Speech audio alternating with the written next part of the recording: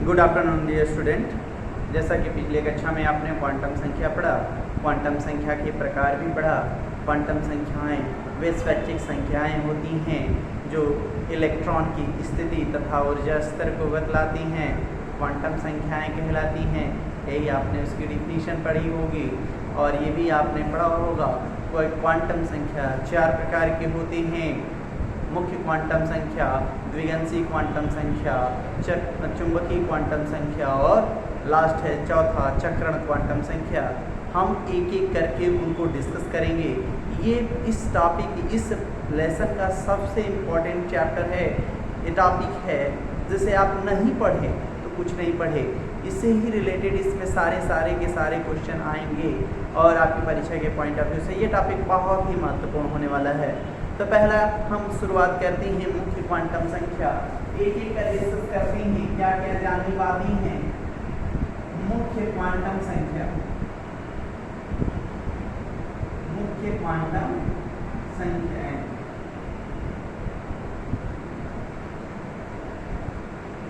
हमने इसको आपको अंग्रेजी में बतलाया होगा, इसे प्रिंसिपल।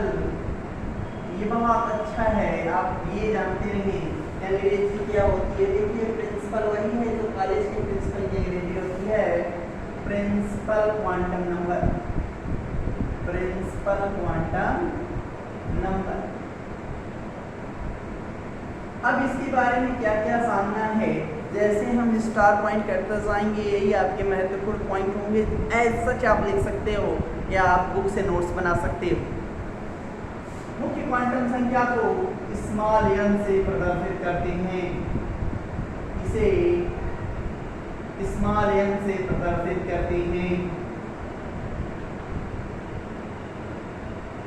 नंबर दूसरी बात जाननी होगी, यह या इसका मान का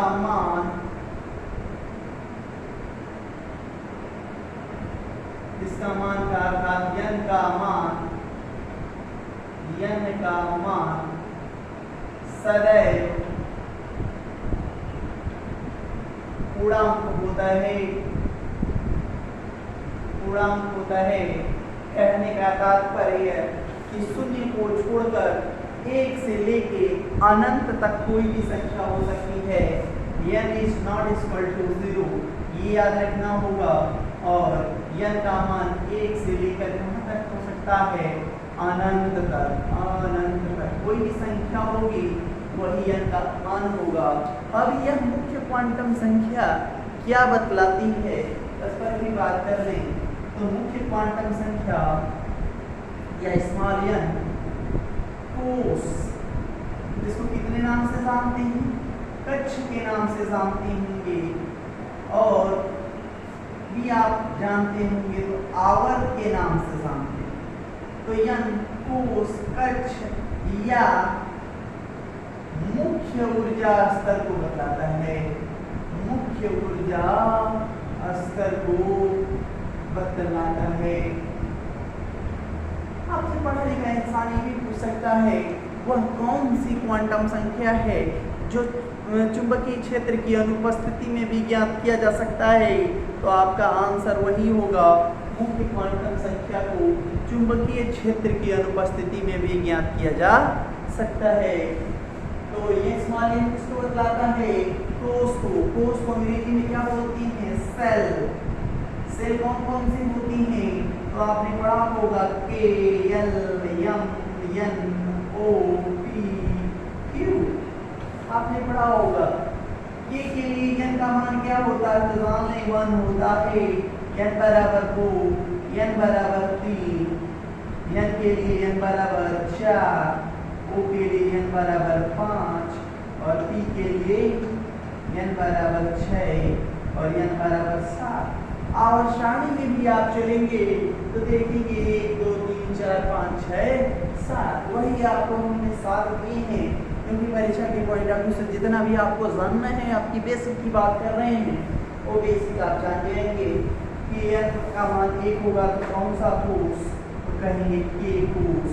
n बराबर 2 होगा तो आप कहाँ से ये समझिए, तो देख लीजिए आपने बोर का परमाणु मॉडल पढ़ा होगा कि नाभिक के चारों ओर अनेक वित्तीय कक्षाएं संभव होती हैं जिन्हें आप कोष कहते हो, KLMNOP। ऐसे सारे क्या हैं, कोष हैं।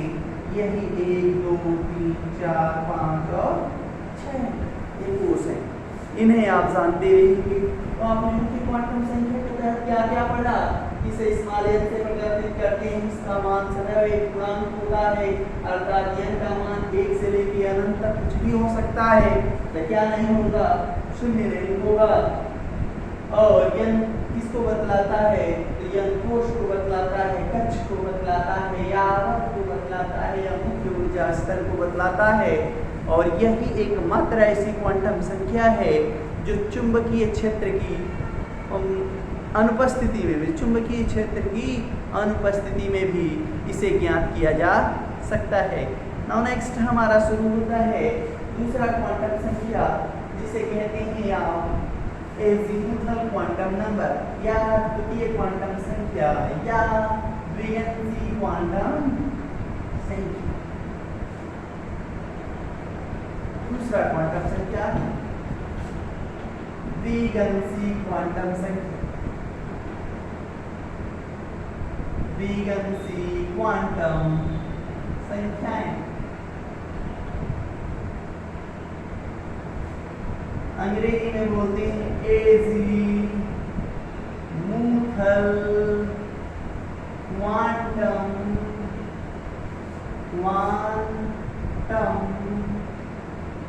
Number, azimuthal quantum. इसमें क्या क्या बातें जाननी, तो ये जान लें कि ये मुख्य के बाद द्वितीय आ गया। मैंने आपको बताया था पहले होता है प्रिंसिपल, प्रिंसिपल के बाद होता है क्लास टीचर, क्लास टीचर के अंडर में होती हैं क्लास, और क्लास में होते हैं बच्चे। तो ठीक उसी प्रकार हम मुख्य क्वांटम संख्या की बात करते हैं, देन द्विगंशी क्वांटम संख्या की बात करते हैं, देन मैग्नेटिक क्वांटम नंबर की, चुंबकीय क्वांटम संख्या की बात करते हैं, और अंत में चक्रण क्वांटम संख्या की बात करते हैं।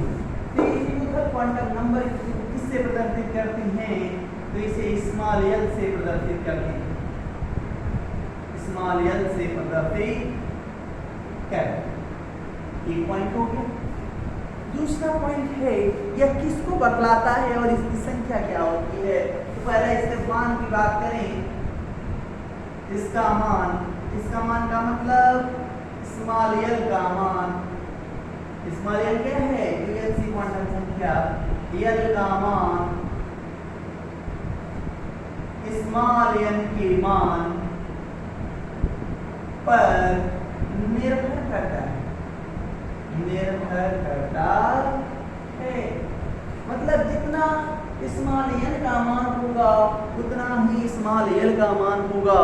यदि स्मॉल n का मान 1 है तो मान आपका l का भी 1 ही होगा, 1 ही होगा, मतलब वही संख्या नहीं की बात कर रहे हैं, वही होगा। कहने का तात्पर्य है क्या से इसको डिफाइन करेंगे, तो कहता है स्मॉल l बराबर 0 से n-1 तक, मतलब इंक्लूडिंग 0। अभी हमने आपको स्मॉल l में क्या पढ़ाया, वो 0 कंसीडर नहीं होगा, लेकिन यहाँ पर 0 होगा। ये आपका फार्मूला बना, स्मॉल l इक्वल टू 0 से n-1 तक। कहने का तात्पर्य क्या है, यहाँ जान लें, अर्थात स्मॉल l का मान, सही, स्मॉल n का मान पे निर्भर कर रहा है ना। स्मॉल n का मान 1 है तो l का मान क्या होगा, तो l बराबर 0 से, n का मान कितना है, 1 - 1 तक, मतलब 0 से 0 तक, मतलब l का मान क्या होगा, 0। यदि कहता है कि n का मान सर 2 है तो इससे क्या कथन का निष्कर्ष निकलेगा, मैं बताऊंगा। स्मॉल n का मान 2 है तो l का मान क्या होगा, तो 0 से n-1 तक करेंगे तो क्या आएगा, 0 से 2 में से 1 घटाओगे तो कितना आएगा, तो 1 आएगा। 2 मान आ गए कि नहीं, तो n का मान 1 है तो मान l का 1 ही है, वो संख्या भले 0 और n का मान 2 है तो l के कितने मान हैं? तो 2 मान हैं, एक l बराबर 0 और एक l बराबर 1। n बराबर यदि 3 है तो l बराबर 0 से n-1 करेंगे तो क्या आएगा? तो आप देख रहे हैं 0 से 3 में से घटा देंगे तो कितना आएगा? 0 1 2 आएगा। 3 आएगा, 1 2 3। इसी तरह स्मॉल n बराबर 4 के लिए हो तो l के कितने मान संभव होंगे? 0 भी होगा, 1 भी होगा, 2 भी होगा और 3 होंगे। मतलब कितने मान? 4 मान होंगे। तो हमने का क्या था? अब यहाँ से आप तरीका याद रख लेंगे, उस तरीके को याद रख लेंगे कि 0 1 2 3 यस पी और यदि l का मान 0 होगा तो कौन सा उपकोष होगा? तो यस उपकोष होगा। l बराबर 1 है तो क्या होगा? p उपकोष, 2 है तो d उपकोष और f है तो l का मान 3 है तो f उपकोष होगा। ये आपका ट्रिक बन जाएगा। Trick 0 1 2 3 4 SPDF. यदि कहे सर 4 आ गया तो जी लगा दीजिएगा, 5 आ गया तो एच लगा दीजिएगा। पता है पिछली कक्षा में, क्योंकि जितने कोष उतने ही उपकोष होती है। ये आपका ट्रिक को हटाएं, यहाँ भी हम आपको बताना चाहते हैं। कहना का तात्पर्य क्या है? यदि k की बात करें तो स्मॉल n बराबर 1, l के मान कितने होंगे? 0 होगा, केवल एक उपकोष होगा। l में n का मान 2 तो l के कितने मान होंगे? 0 भी होगा और 1 भी होगा, मतलब यस भी होगा और याद करिए हमने पढ़ाया है पिछले कक्षाओं में, चार्ट भी बनाया था। m के लिए क्या होगा? तो n बराबर 3, l बराबर 0 भी होगा, 1 भी होगा और तो यस भी होगा और p भी होगा और n बराबर 4 के लिए देखिए l का मान 0 भी होगा, 1 भी होगा, 2 भी होगा और 3 भी होगा। कंडीशन आप देख रहे हैं यहाँ पर यस पी डी और तो जितने कोष उतने ही उपकोष होते हैं। यह किसको बतलाता है? कोष को। तो ये किसको बतलाता है? तो कोष को। जितने कोष होते हैं उतने ही उपकोष होते हैं। इससे क्या सिद्ध होगा कि जो द्विअंशी क्वांटम संख्या है, द्वितीय क्वांटम संख्या है, यह किसको बताती है? तो यह स्मॉल l उप ऊर्जा स्तर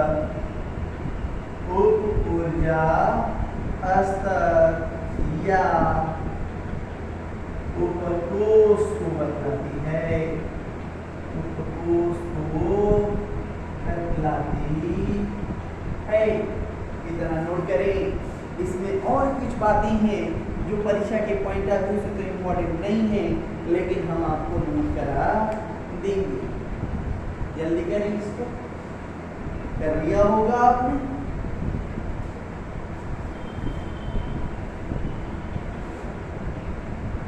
यदि आप तत्काल में नहीं कर पाते हैं, परेशान नहीं होइएगा, वीडियो को पुनः देखिएगा और इसे लाइक सब्सक्राइब जरूर करिएगा ताकि हमें पता चले आपकी फीडबैक क्या है।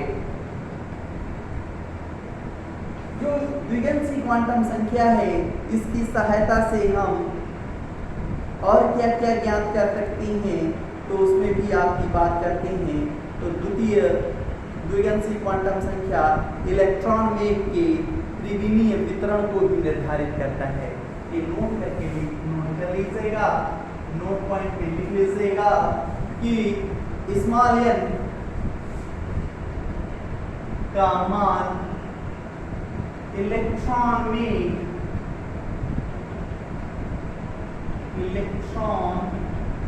मेघ के त्रिविमीय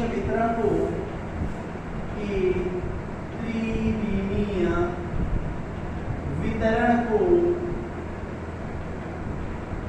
निर्धारित करता है।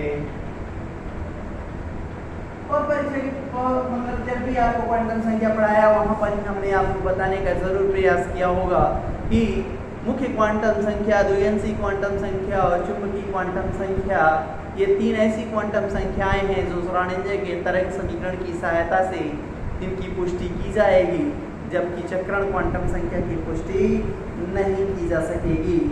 इसकी सहायता से और क्या क्या ज्ञात कर सकती हैं, तो इसकी सहायता से दूसरा नोट पॉइंट बनेगा। ये केवल कंपटीशन की बात कर रहे हैं, नथिंग एल्स, और किसी बात नहीं करना है इसको। तो नोट नंबर 1 हो गया। नोट नंबर दूसरा नोट कर लेंगे। स्मॉल एल के मान की सहायता से, स्मॉल एल के मान की सहायता से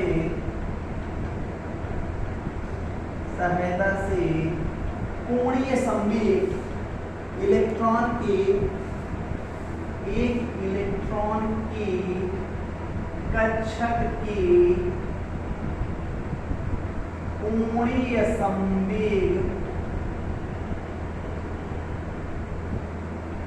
संवेग का निर्धारण किया जा सकता है। ये दूसरा पॉइंट हो जाएगा।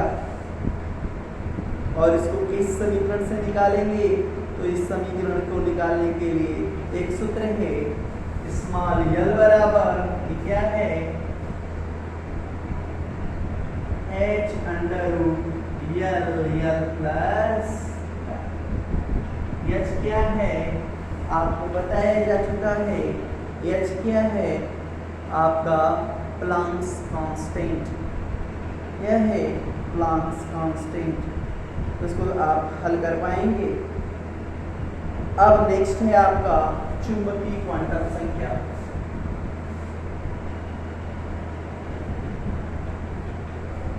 चुंबकीय क्वांटम संख्या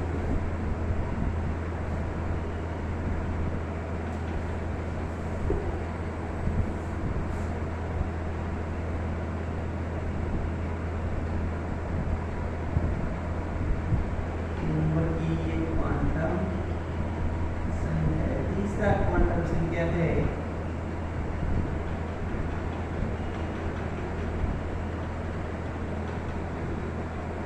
मैग्नेटिक क्वांटम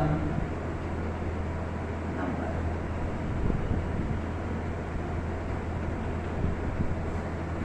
इसमें आपको क्या क्या जानना है, तो इसमें पहला चुंबकीय क्वांटम संख्या को स्मॉल एम से प्रदर्शित करती हैं।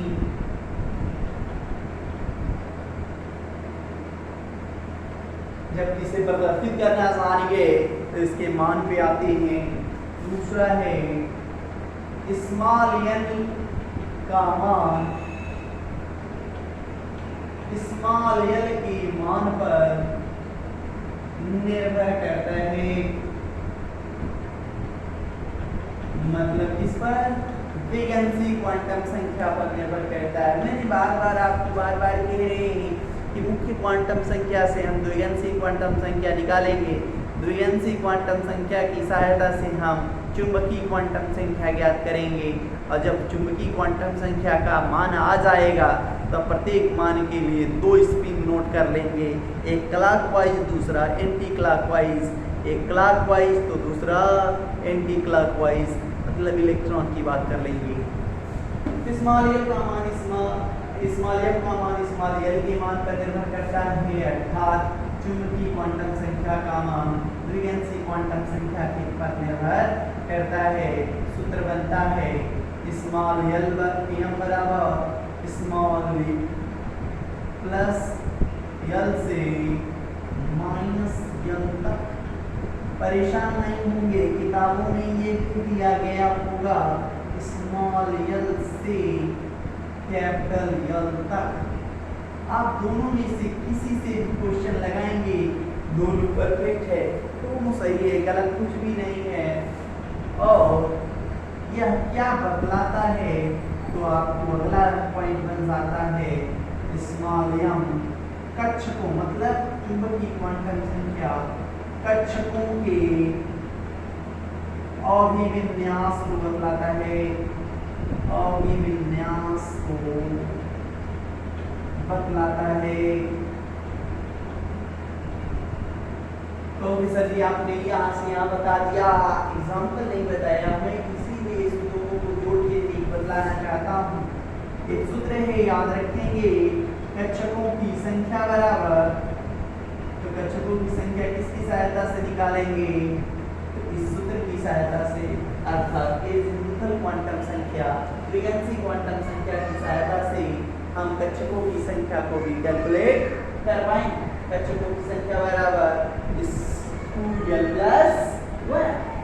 कहने का तात्पर्य क्या है, यहाँ पर देखें, आप स्मॉल l के मान पे चलते हैं, स्मॉल l का मान 0, स्मॉल l का मान 1, स्मॉल l का मान 2, इतने पे हम जी मतलब किसकी बात करते हैं, यस उपकोष की बात करते हैं, पी उपकोष की बात करते हैं और डी उपकोष की बात करते हैं।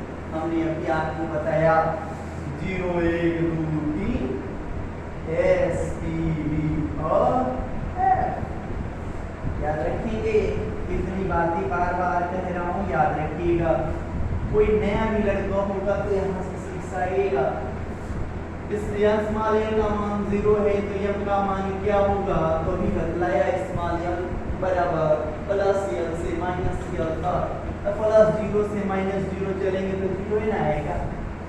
तो स्मॉल l का मान यदि 0 है तो m का मान भी क्या होगा, 0 होगा। 0 होने का मतलब केवल एक डिब्बा, कितने डिब्बे, केवल एक डिब्बे।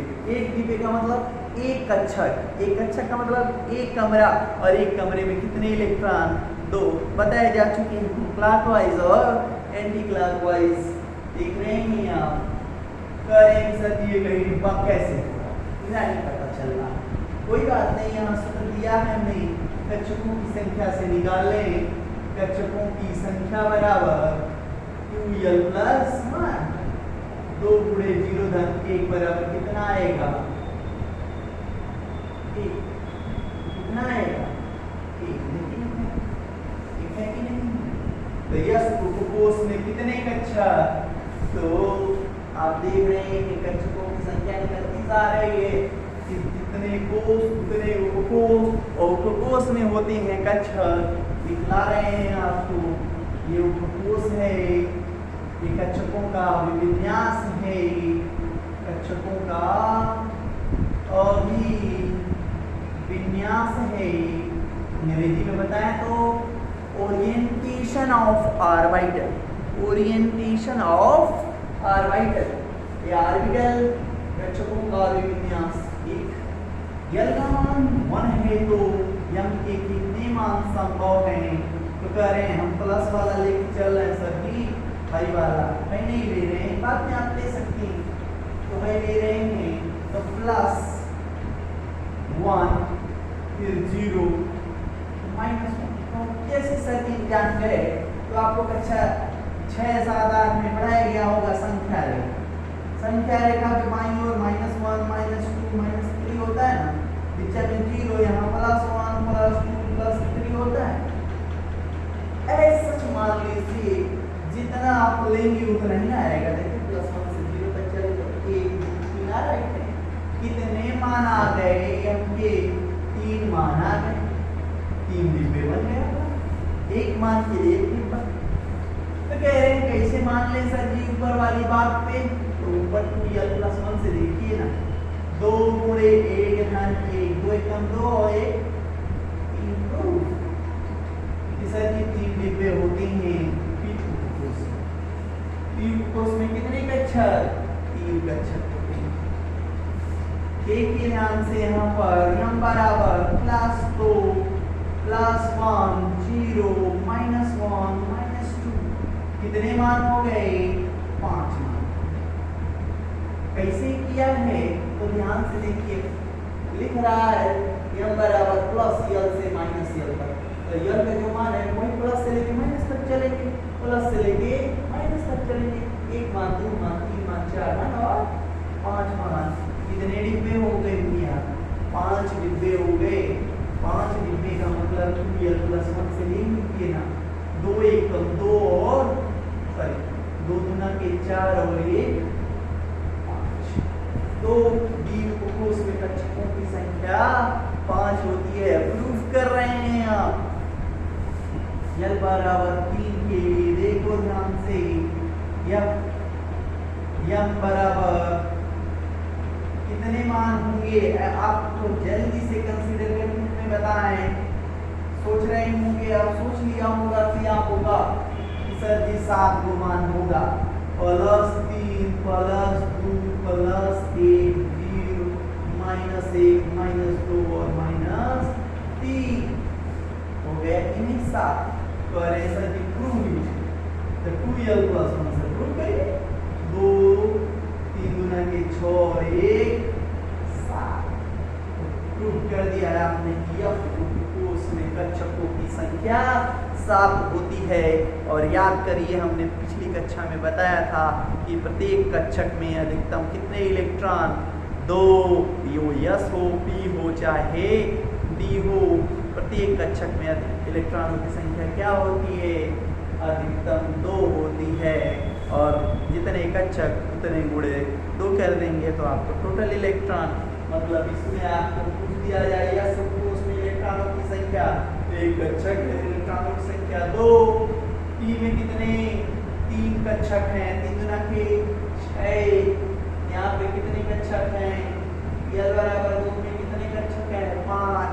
इलेक्ट्रॉनों की संख्या 10। f में कितने कक्षक हैं? 7। इलेक्ट्रॉनों की संख्या कितनी हो जाएगी? 14। आई होप आपको समझ में आ रहा होगा। इतना आप चुंबकीय क्वांटम संख्या की सहायता से जान पाएंगे। इतना जान गए तो आगे चलते। लास्ट और अंतिम है अंतिम क्वांटम संख्या। यहाँ तक की सारी क्वांटम संख्या जो पढ़ाया, ये सारी की सारी क्वांटम संख्या का डिफाइन किससे किया जा सकता है? श्रोडिंगर के तरंग समीकरण की सहायता से किया जा सकता है।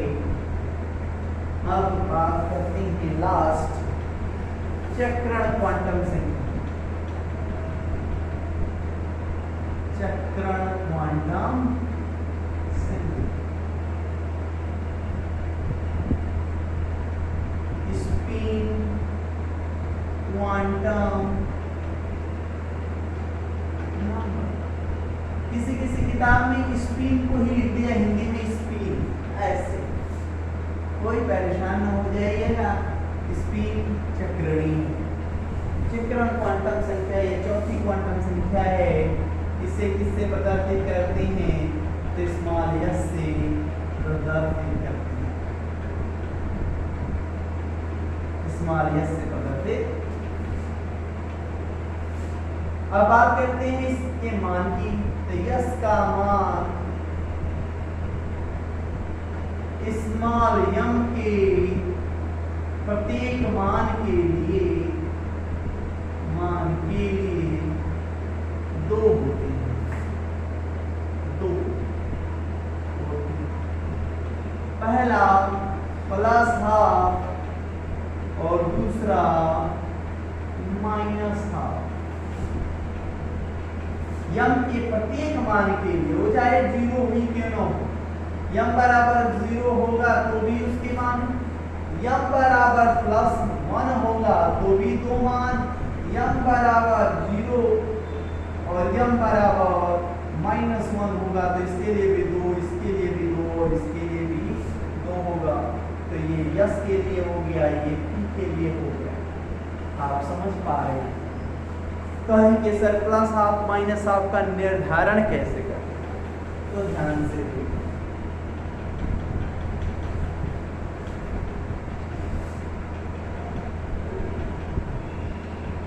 ध्यान से देखें। जब इलेक्ट्रॉन का चक्रण घड़ी के चलने की दिशा में, इलेक्ट्रॉन स्पिन बाय क्लॉकवाइज दक्षिणावर्त चक्रण करे, इलेक्ट्रॉन का मूवमेंट किधर हो, क्लॉकवाइज हो, दक्षिणावर्त हो, तो यस का मान क्या होगा, प्लस। और इलेक्ट्रॉन जब वामवर्त चक्रण करे, इलेक्ट्रॉन का स्पिन क्या हो, वामवर्त हो, इसका मतलब एंटी क्लॉकवाइज, घड़ी के चलने की विपरीत दिशा में यदि इलेक्ट्रॉन का मूवमेंट होता है तो यस की क्या मान होगी, माइनस। यही दो इलेक्ट्रॉन होते हैं प्रत्येक कक्षक में, एक प्लस हाफ और दूसरा माइनस हाफ। ये भी हमने इससे पूर्व की कक्षा में बतलाने का प्रयास किया था, आज उसको ऐसा प्रूफ कर दिया। इतनी बातें आपको समझ में आई होंगी, तो इसी के आधार पर आज कुछ क्वेश्चन का डिस्कशन भी कर लेंगे। नोट कर लिया, नोट नहीं कर पाती है परेशान न हो, वीडियो को रिवाइंड करें, बुक ले लें, साथ साथ चलें। वहीं पे भी कोई समस्या हो हमारे कांटेक्ट नंबर व्हाट्सएप नंबर पे कॉल करें और हमसे पूछ लें।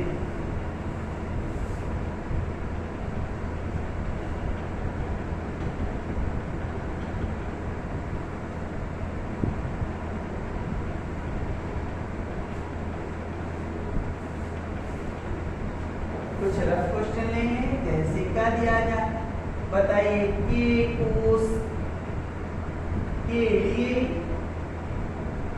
चारों क्वांटम संख्या, तो के कोष के लिए बताओ n का मान क्या होगा, तो 1 होता। आपको मुख्य क्वांटम संख्या ज्ञात हो गई कि नहीं? यदि आपको एक क्वांटम संख्या ज्ञात है